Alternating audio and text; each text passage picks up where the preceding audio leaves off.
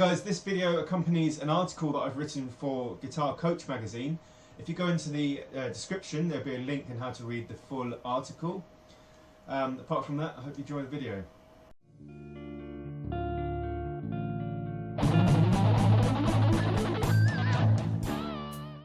Hey guys, this is Rob, and today's question is, how many notes do you really need for one solo?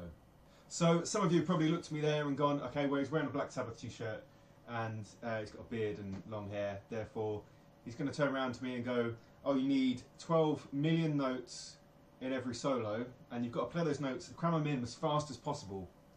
Now, I'm here to tell you that's not what I believe at all. In fact, that's the opposite of what I believe. Yes, playing fast stuff can be exciting, and I do it myself, and I like to shred sometimes, but really, you don't need that many notes. I'm here to show you how you can use just one note to create a whole solo. And this is without sounding too boring, still staying musical, but just using that one note. So I've got a backing track here. It's in A major. It's the key of A major. It goes F sharp minor, B minor, E7, A. Okay, those are the four chords. They loop about 4 times. I'm going to create a solo over them. I'm going to choose the simplest note because this is in A major. I'm going to choose an A note. Okay, so if I was in G minor, for example, I'd use a G. If I was in F major, I'd use an F. So I'm just going to use the root note, the tonic note of our scale, of our key. We're going to pick one note. As I said, it's going to be an A. It's going to be this A.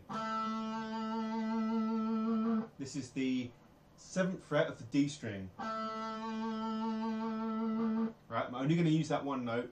We're going to see how many things we can do with that one note. Now, obviously, if I'm going to do a solo that's 16 bars long, just doing this is not going to get us very far, okay? So the first thing I want to talk about is varying different techniques with this. So we're going to do the rhythm, okay? That's going to be the first one.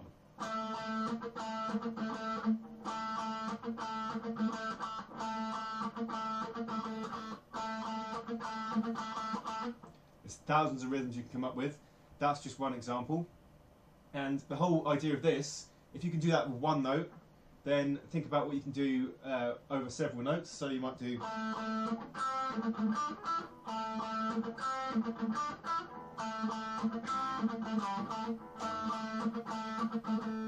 when you're doing your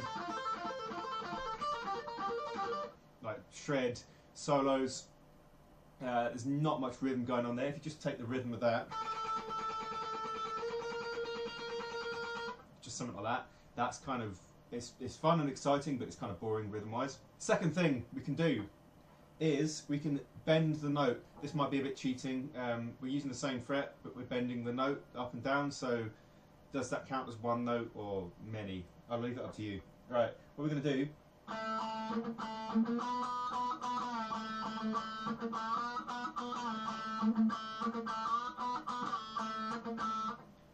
that's now just one note. We're only using one fret, and yet this becomes a much more interesting solo. Over the backing track in the example solo, we've got F sharp minor and then B minor. So for that B minor, I bend the A up 2 frets worth,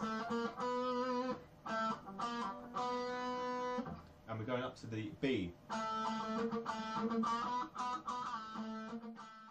Another thing you can do with just this one note, this is still technically one note, you can bend into the note from somewhere else, okay?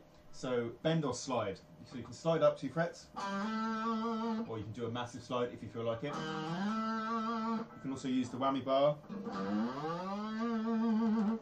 Makes the note a little bit more interesting. You could try, if you really want to do a solo doing that. Again, it's one note. You can get a lot out of it with the whammy bar. We can try sliding into it. All I'm doing is taking that one rhythm I came up with over one note and adding in different notes, because eventually you're going to want to add in different notes. If every one of your solos is just one note, you're probably doing it wrong. You can also try bending in, so bending the 5th fret up to the 7th. Let's try that.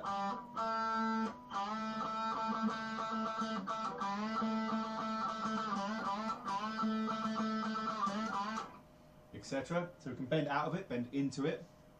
If the general rule is, if the A note fits your chord, so if you're playing an A note over an A chord, then you can bend into it. If it doesn't fit, so we've got the B, doesn't fit, you can bend out of it into something that does fit. Okay, just use your ear for that if you want to try something, play around with that. Now, this was just some ideas on one note, okay? I've happened to have picked the root note of my key, right?